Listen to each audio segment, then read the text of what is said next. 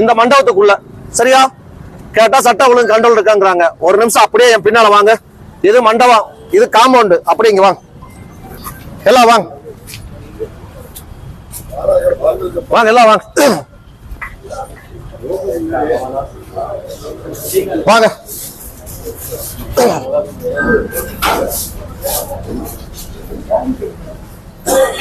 இது மண்டபம், இது அடைச்சு வச்சுக்கிற மண்டபம். முன்னால வர சீக்கா.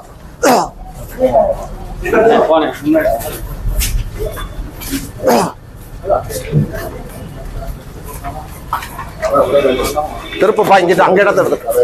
இது இது அரைச்சு வச்சக்கூடிய மண்டபம். இந்த இன்ஸ்பெக்டர் உட்கார்ந்துருக்காரு பாருங்க. அம்மட்டு பாருங்க, காம்பவுண்ட்ல பாருங்க 100 போலீஸ் உட்கார்ந்துருக்காங்க. போலீஸ் மண் நிர்வாகம் எடுத்துட்டு 100 போலீஸ் அங்க உட்கார்ந்துருக்காங்க பாருங்க. இந்த காம்பவுண்ட் இப்ப திருப்பி இந்த பிராந்தி கடைக்குள்ள பாரு பார், அங்க பாரு. கிட்டத்தட்ட காலையில மணி என்ன 9 மணிக்கு நடக்குதா வழக்கம் போல 24 மணி நேரம் பார் செயல்படும். பாரு மணி என்ன, லைவ்ல பாரு மணி என்ன. தமிழ்நாட்டினுடைய அரசாங்கம், காவல்துறை, திமுக அரசாங்கம் பெண்களுக்கு பாதுகாப்பு கொடுக்க துப்பில்ல. இங்க பாரு, வெளிவிடு. பாத்தியா, காலையில 9 மணிக்கு பப்ளிக்கா திறந்து வச்சு கதை நடந்துட்டு இருக்கு. இன்ஸ்பெக்டர் உட்கார்ந்து இருக்காரு வெளியில. 50 போலீஸ், 10 காவல் ஆய்வாளர்கள், டிஎஸ்பி எல்லாம்.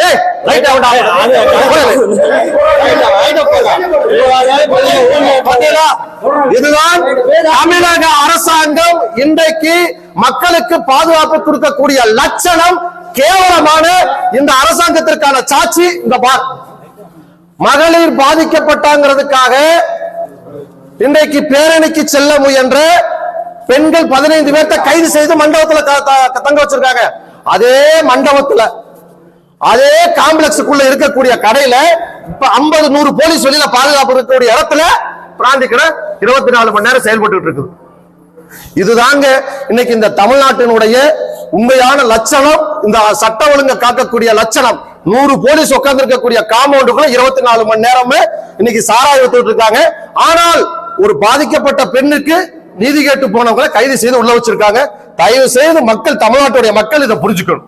கனகராஜ், மாவட்ட தலைவர், பாரதிய ஜனதா கட்சி. இன்றைக்கு காலை 11 மணி அளவில்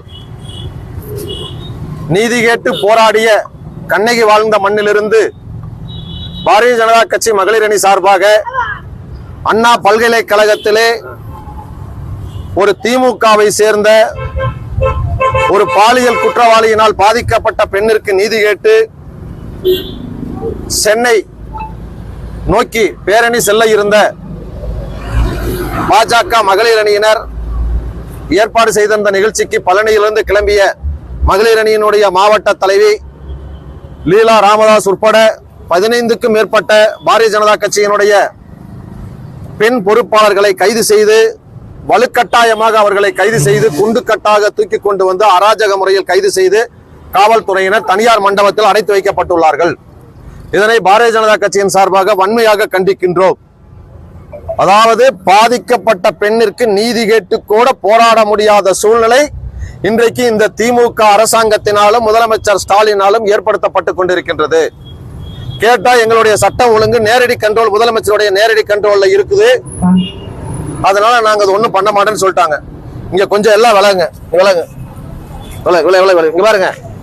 கிட்டத்தட்ட இந்த மண்டபத்துல தங்க வைக்கப்பட்டிருக்காங்க 50 போலீஸுக்கு மேல. பழனி நகர காவல் ஆய்வாளர் மணிமாறன் அவர்கள் தலைமையில கிட்டத்தட்ட ஒரு 15 மகளிருக்காக ஒரு தீவிரவாதிகள் அடைச்சு வைக்கிறது போல 50 பேர்த்த போட்டு அடைச்சு வச்சிருக்காங்க.